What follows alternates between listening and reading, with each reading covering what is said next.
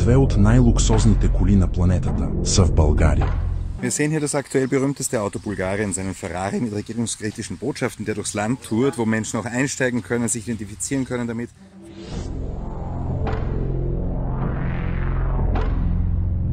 Ferrari SF90.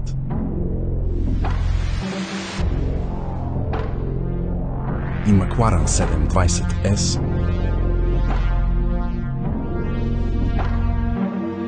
Viele machen das auch nach und bekleben selbst ihre Autos so. TikTok-Videos von diesem Fahrzeug sind teilweise bis zu 22 Millionen Mal gesehen worden.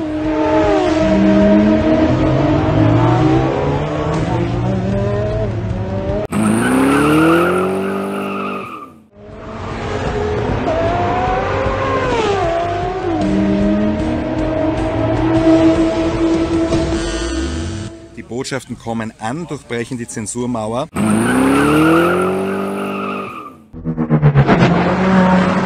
Очаквайте турне в цяла България. Там, където видите този или другия автомобил, направете си снимки и ги качете в социалните медии, за да разберат всички кои са поробителите и унищожителите на България.